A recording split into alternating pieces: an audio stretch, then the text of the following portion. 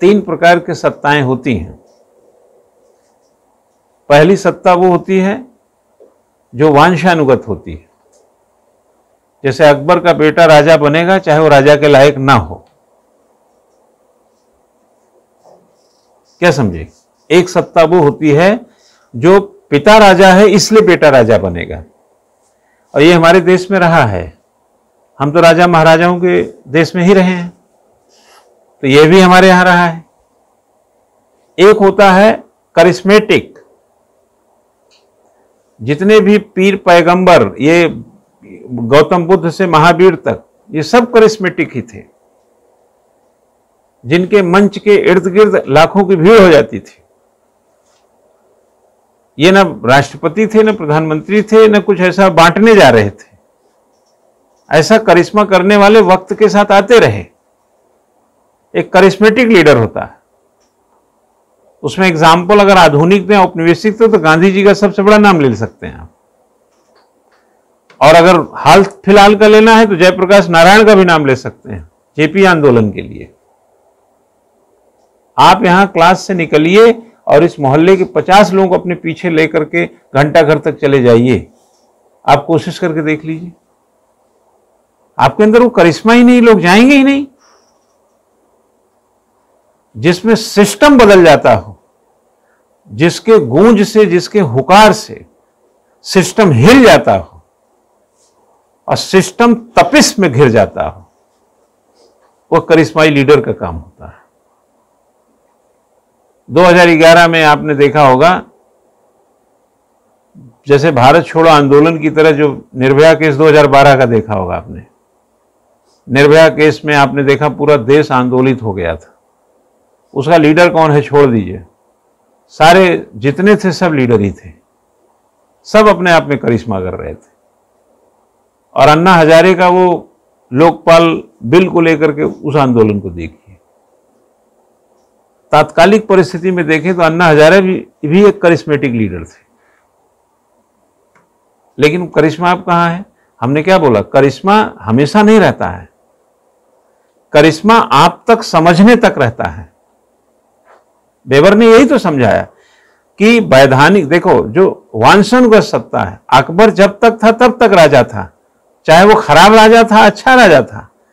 जहांगीर जब तक था तब तक राजा था। औरंगजेब जब तक जिंदा था तब तक राजा था, चाहे जितना निर्दयी किस्म का काम किया हो, लेकिन उसके राजा होने से इनकार नहीं कर सकते आप।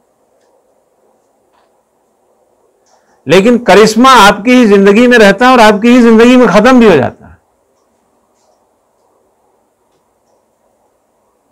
और एक तीसरा बताया उसने, वैधानिक सत्ता।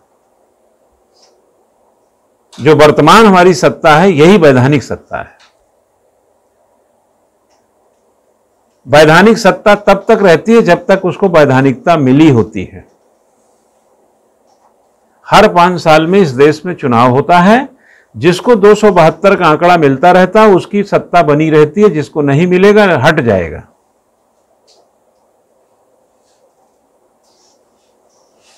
और सत्ताएं जो होती हैं, वैधानिक जो सत्ता होती है, वो आपके का क्रियाकलाप में, आपके जैसे चुनावी प्रक्रिया में, आप ही ने तो वोट देके बनाया ना। लोकतांत्रिक व्यवस्था में क्या होता है, सरकारें कैसे बनती है, आप ही वोट देते हैं और वो सरकारें आपके लिए काम करती हैं। तो मौजूदा समय चाहे सिविल सेवा हो, यह वैधानिक सत्ता है। हमारा राजनीतिक कार्यपालिका हो, यह वैधानिक सत्ता है। वैधानिक सत्ता तब तक रहेगी जब तक उसको वैधानिकता मिलनी रहेगी। करिश्मेटिक सत्ता तब तक रहेगी जब तक लोग पीछे चलते रहेंगे, और वांछानुगत सत्ता तब तक रहती है जब तक राजा बना रहता, मरता नहीं है। तो हम लोग वर्तमान समय में रहते हैं वैधानिक सत्ता में। जब इंदिरा गांधी ने बांग्लादेश पर विजय प्राप्त की थी, तो वो भी एक थोड़े दौर के लिए करिश्मेटिक लीडर के तौर पे अपनी एक जगह बना चुकी थी। ये मत भूलिएगा, इस देश में 75 साल में बहुत सारे करिश्मे हुए हैं। कुछ वैधानिक सत्ता पे रहते हुए करिश्माई लीडर बने, कुछ बिना वैधानिकता के ही करिश्माई लीडर बने। ऐसा कुछ नया नहीं हो रहा है। लेकिन समावेशी और सतत विकास की प्रक्रिया में अगर झोल झाल हुआ तो जो गुड गवर्नेंस की फीलिंग है वो डाउट में चली जाएगी। अगर ये डाउट हुआ तो आपको वही कि आप विश्व गुरु तो हैं लेकिन शिष्य कोई नहीं है।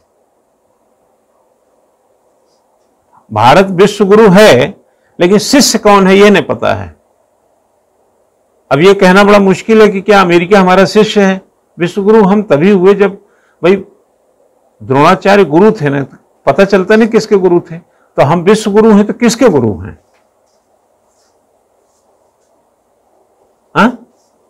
मार्टिन लूथर किंग को देख लीजिए, मार्क्स को देख लीजिए, ये सबकी भी अपने जमाने में तूती बोलती थी, तो क्या वो विश्व गुरु हो गए थे? ये नैरेटिव चलता रहता है।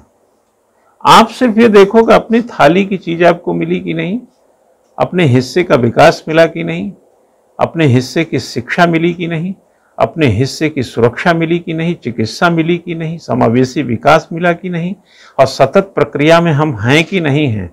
अगर इन सब से आंख बंद कर लोगे तो विश्व गुरु तो रहोगे, लेकिन वैसा विश्व गुरु रहोगे जिसका कोई शिष्य नहीं रहेगा।